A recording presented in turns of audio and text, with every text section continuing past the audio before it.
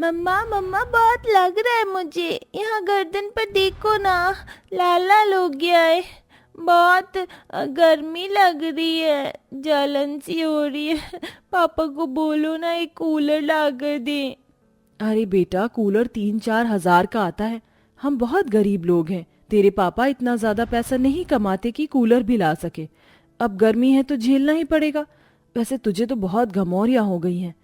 माँ जी, मैं क्या करूं इसके लिए? अरे बहू, जब हमें घमौरी होती थी ना तो कौन सा कूलर था। ऐसा कर, इसको बोल दे थोड़ा सा ये नहा लेगी, फिर तू इसके चंदन का लेप लगा देना, वो ठंडा होता है, इसको राहत मिलेगी। नहीं दादी, मुझे नहीं नहाना। आपको पता है बाहर पानी कितना गरम गरम है। अभी मैं हाथ धोने गई थी तो मेरा हाथ जल गया। बहुत तेज धूप पड़ रही है दादी। अरे मेरी बिटिया, मेरी सोन चिड़ैया, ऐसे रो क्यों रही है। बहू तो इसके चंदन ही लगा दे। जी माँ जी। अंतरा अपनी बेटी के चंदन घोलकर गर्दन पर लगा देती है, जिससे उसे थोड़ी राहत मिल जाती है। लेकिन फिर भी पायल कूलर की रट लगाए बैठी थी। 2 दिन गर्मी में सब लोग बहुत परेशान रहते हैं। गले से खाना भी उतरना मुश्किल हो गया था। वहीं सुभाष भी अखबार बेचकर दिन में सिर्फ 50 रुपए ही कमा पाता था। अब भला आप ही बताइए, 50 रुपए की कमाई से गरीब सुभाष अपनी बच्ची के लिए कूलर लाता या घर चलाता। सास बहू के बने हुए मिट्टी के कुल्हड़ भी अब ज्यादा बिक नहीं रहे थे। फिर भी पसीने से लथपथ कमला कुल्हड़ बनाकर धूप में सुखा रही थी। हे भगवान, आपने हम गरीबों को इतनी सजा क्यों दी है। झोपड़ी का घर है जिसमें पंखा है, वो भी गर्म हवा देता है। मेरी पोती गर्मी से बहुत परेशान है। आखिर मैं करूं तो करूं क्या। काश मैं उसके लिए कोई कूलर बना पाती। तभी सूखे कुल्हड़ पर पानी डालते वक्त एक हवा के झोंके से उस पर ठंडी हवा आती है। अरे वाह, गीले कुल्हड़ों से गुजरी ये हवा कितनी ठंडी हवा लगी। अरे वाह, इससे मुझे एक तरकीब मिली है। अब मैं ये तरकीब अपनाती हूँ। कमला अपने सारे कुल्हड़ के पीछे का हिस्सा आरी से काट काट के निकाल देती है और फिर 4 लकड़ी की फ्रेम तैयार करके एक टब में रखती है और उन फ्रेम के अंदर एक के बाद एक कटे हुए कुल्हड़ लगा देती है। दादी, ये आप क्या कर रही हो? कुल्हड़ को ऐसे क्यों लगा रही हो? बेटी, बस तू देखती जा, तुझे गर्मी से राहत दिलाने का उपाय कर रही हूँ। पायल दादी को देखती रहती है। इतने में फिर कमला उस टब और कुल्हड़ों पर पानी डाल देती है। बस हो गया, अब इसको मैं घर के चौखट की तरफ रखूंगी, जिससे बाहर की हवा इससे होकर गुजरे और घर में ठंडी हवा आए। इतने में अंतरा आती है और कहती है, अरे माँ जी, इतनी गर्मी में आप ये कौन सा जुगाड़ कर रही हैं?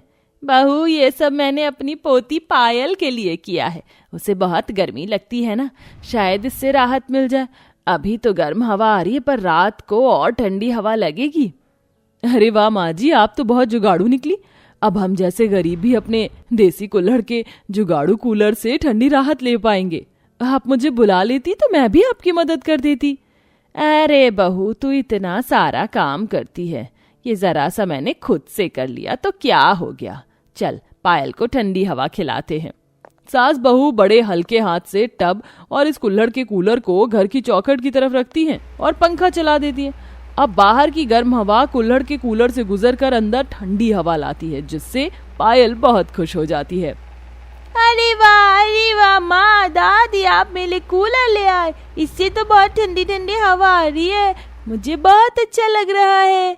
हाँ मेरी बच्ची, रात को आज तुझे चैन की नींद आएगी। हाँ दादी, आज तो मैं आपके पास ही सोऊंगी। देखिए तो माँ जी, आपके जुगाड़ वाले कुल्हड़ के कूलर से मेरी पायल बिटिया कितनी खुश है। शुक्रिया माँ जी। माँ जी, वैसे मेरे पास एक आइडिया है। हम जैसे गरीब लोग इस गांव में बहुत हैं जो महंगा महंगा कूलर नहीं खरीद सकते, तो हम क्यों ना यही कुल्हड़ के कूलर बनाकर बेचे, मात्र 100-200 रुपए में। क्या ख्याल है आपका? अरे हाँ बहू, वैसे भी हमारे कुल्हड़ ज्यादा कहाँ बिक रहे हैं। इससे तो अच्छा है हम इसी का व्यापार शुरू कर लेते हैं। तो चलिए माँ जी, हम दोनों मिलकर कुल्हड़ के कूलर बनाते हैं। हाँ बहू, सास बहू एक साथ मिलकर कुल्हड़ के जुगाड़ू कूलर बनाने की शुरुआत करती है, जिसमें उन्हें रात के 9 बज जाते हैं। फिर सुभाष घर आता है तो कुल्हड़ के कूलर देख चौंक जाता है। हे भगवान, ये मैं क्या देख रहा हूँ? हमारी झोपड़ी जैसे घर में इतनी ठंडक कैसे हो गई? आइए आप, ये सब माँ जी की तरकीब है। हमारी पायल कितना परेशान हो रही थी, ये तो आप भी जानते हैं। हाँ, बस इसीलिए माँ जी ने ये बना दिया। और आपको पता है, कल से हम इन्हें बेचेंगे भी, ताकि हम जैसे परेशान लोग भी ऐसी चीज का इस्तेमाल कर पाएं और गर्मी से निजात पाएं। अब बेटा तू यहाँ क्यों खड़ा है? जा जाकर हाथ पैर धो ले, ठंडी ठंडी हवा में खाना खा ले। हाँ माँ, वैसे आप लोगों का आइडिया बहुत अच्छा है, देखना आपको सफलता जरूर मिलेगी। फिर गरीब परिवार जुगाड़ के कुल्हड़ कूलर में ठंडी हवा का मजा लेते हुए खाना खाते हैं और अच्छी नींद लेकर सोते हैं। अगले दिन दोनों सास बहू एक रेडी पर 3-4 कुल्हड़ के कूलर रख बेचने निकल जाती हैं। आइए आइए, आप सब लोग भी अब गर्मी से छुटकारा पाने के लिए इस कुल्हड़ कूलर का प्रयोग कीजिए, जो मात्र 200 रुपए में आपको ठंडी सुहानी हवा देगा। आइए आइए, इस बेहतरीन जुगाड़ू कूलर का उपयोग कर मजा उठाइए। आइए आइए बहन जी, देखिए। अरे ये क्या कुल्हड़ का कूलर? ये तो मैं पहली बार सुन रही हूँ। वैसे क्या सच में ये कुल्हड़ का कूलर ठंडी हवा देगा, या फिर तुम सास बहू हमें पागल बना रही हो? एक बार इसकी हवा खिलाओ तब लेंगे। हाँ बिल्कुल बिल्कुल, ये काम करता है। ये देखिए, अगर आप हमसे ये कुल्हड़ का कूलर लेंगे तो इसके नीचे एक टब लगा देना और इस पर ठंडा पानी डालना। खिड़कियां दरवाजे के पास आप रखोगे तो वहीं से होकर हवा इनसे गुजरेगी, वो ठंडी होकर निकलेगी। ये देखिए, अभी हवा चल रही है, ये डाल दिया हमने पानी। अब देखिए, आ रही है ना ठंडी हवा। अरे हाँ, आपका जुगाड़ तो बहुत अच्छा निकला। मुझे बहुत ठंडी ठंडी हवा आ रही है और इन भीगे कुल्हड़ की खुशबू तो बहुत अच्छी है। ये लीजिए पैसे और मुझे एक दे दीजिए। अरे मैंने देखा इस जुगाड़ू कुल्हड़ के कूलर से कितनी ठंडी हवा आ रही। ऐसा करिए, आप मुझे भी दे दीजिए। जी लीजिए, बिल्कुल।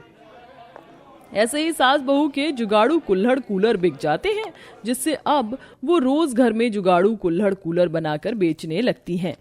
इससे उनके घर में 2 पैसे आने लगते हैं।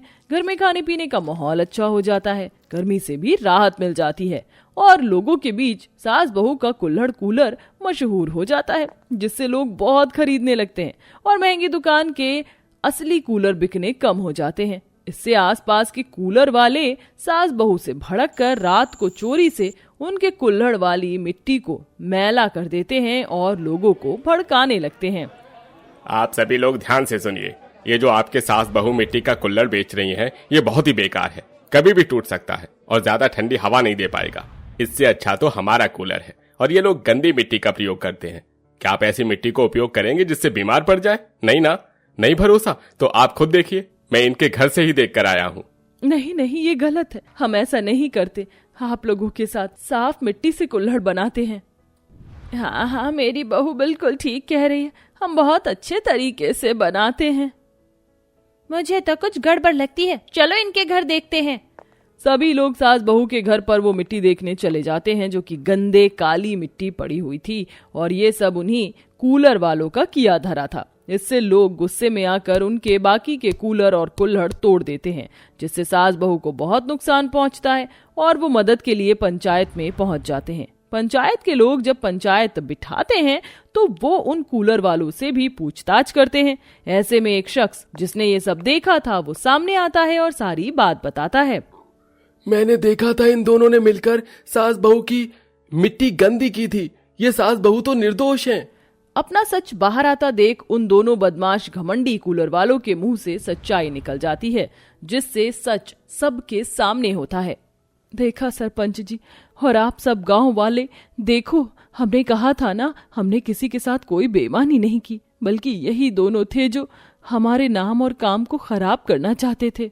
हाँ, तो इसकी वजह से हमारा धंधा चौपट हो गया था, तो फंसाना तो था ही। बस बहुत हो गया, तुम दोनों ने इन बेचारी लाचार सास बहू के साथ बहुत गलत किया है।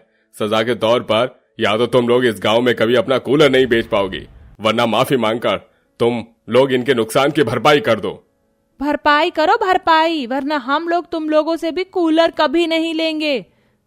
सभी गांव वाले सास बहू को सपोर्ट करते हैं, जिसके बाद वो दोनों उनसे सबके सामने माफी मांग लेते हैं और उनके नुकसान की भरपाई भी करते हैं। देखो, हमसे जो गलती हुई थी हमने उसकी भरपाई भी कर दी, माफी भी मांग ली। अब हमारा धंधा भी दोबारा खराब मत होने देना, हमारे भी बीवी बच्चे हैं। हाँ ठीक है ठीक है। इस तरह सास बहू को इंसाफ मिलता है और वापस लोग उनके जुगाड़ वाले कुल्हड़ के कूलर लेने लगते हैं।